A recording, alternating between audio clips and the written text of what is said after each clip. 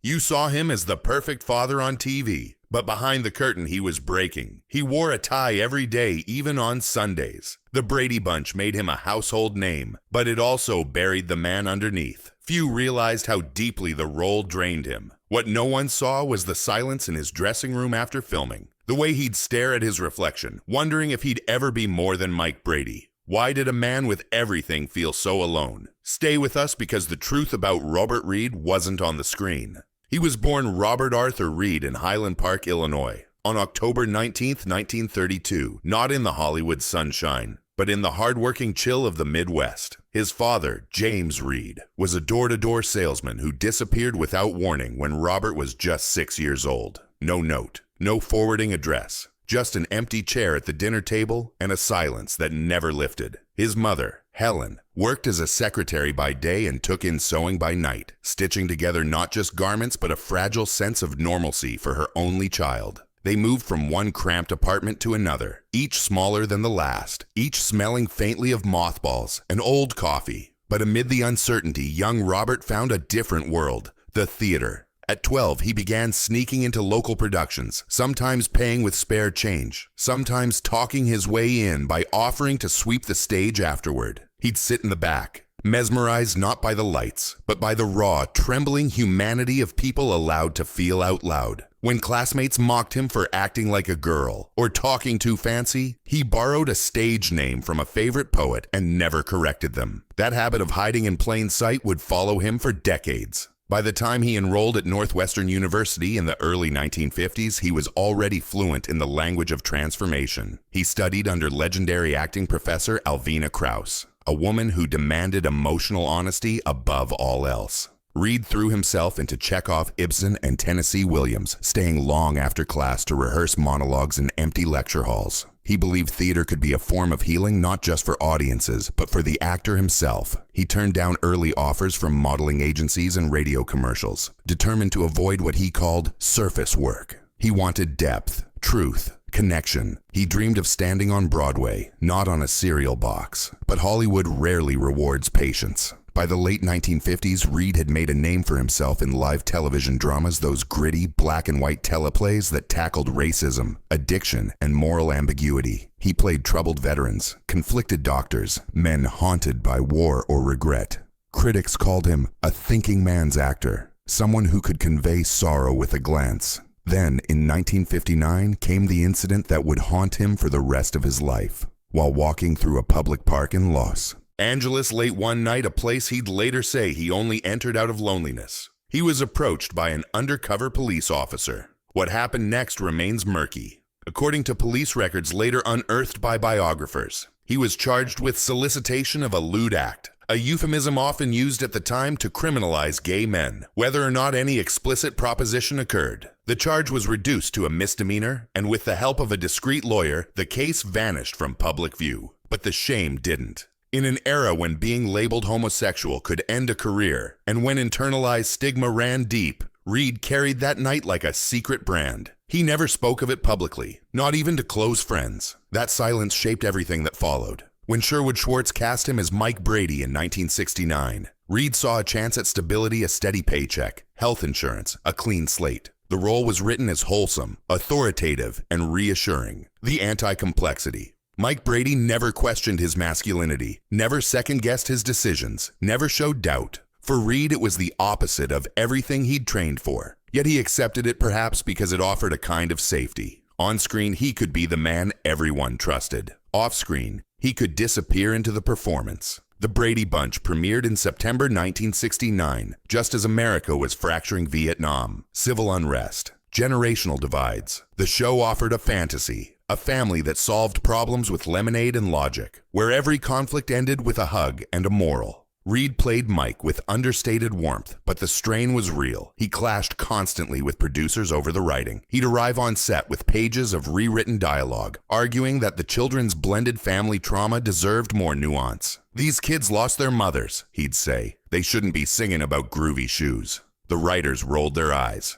"Bob, lighten up, it's a half-hour show with a laugh track." He tried to bring realism to the role anyway. In one episode, when Greg breaks his nose playing football, Reed improvised a quiet scene where Mike gently presses an ice pack to his son's face, whispering, "It's okay to cry." The moment was cut for being too slow. Another time, he wore his own wedding ring on set, simple, unadorned, to remind himself that even in this artificial world, something real could remain. But the more he gave to the character, the less he had left for himself. By season 3, he'd stopped attending cast parties. He'd eat lunch alone in his dressing room, reading scripts for projects he hoped would rescue him: serious dramas, historical biopics, anything that would prove he wasn't just the Brady dad. But offers dried up. Studios saw him as Mike Brady, not Robert Reed. His agent warned him, "If you walk away from this, you'll never work again." So he stayed. What no one knew was that he'd begun keeping a journal. Not the kind filled with complaints. Reed was too disciplined for that, but with observations. The mask grows heavier. He wrote in 1971, "I smile on cue. I nod when I disagree. I say fine when I'm drowning."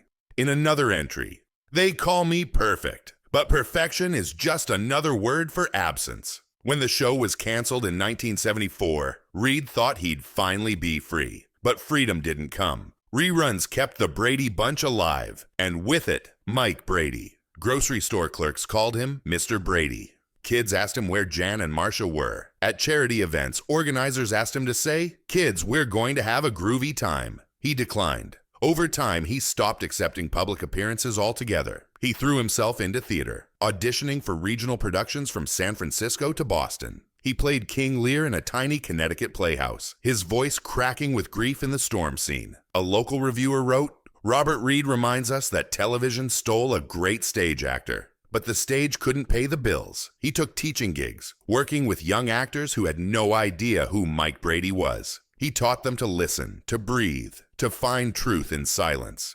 Don't perform the emotion," he'd say. "Live inside it." Then in 1981 came the Brady Bunch Variety Hour, a bizarre, glitter-drenched special that Reed called a national embarrassment. He participated only because his agent threatened to blacklist him from all television work if he refused. On set, he barely spoke to the cast. After filming, he reportedly called his sister and said, "I feel like a ghost haunting my own life." The final blow came with 1988's A Very Brady Christmas, the made-for-TV movie that reunited the original cast. By then, Reed was 55 and exhausted. He agreed to return only after negotiating creative input. He wrote a scene where Mike Brady sits alone on Christmas Eve, staring at old family photos, whispering, "I wonder if they ever really knew me." The producers cut it. They replaced it with a joke about burnt turkey. He showed up to the premiere in a tuxedo but left before the credits rolled. His co-stars assumed he was tired. Only his longtime assistant knew the truth. He'd gone straight to his car, put his head on the steering wheel, and sobbed for 20 minutes. In his final years, Reed became a recluse. He lived in a modest one-bedroom apartment on Manhattan's Upper West Side, its walls lined with books, not Brady memorabilia. He donated most of his earnings quietly to LGBTQP youth shelters, though he never said why. He never came out publicly. The word gay never passed his lips in interviews. But in private, he surrounded himself with friends from the theater world who accepted him as he was. Still, the old fear lingered. He once told a student, "The hardest role I ever played was myself." When colon cancer was diagnosed in early 1992, he refused. Aggressive treatment.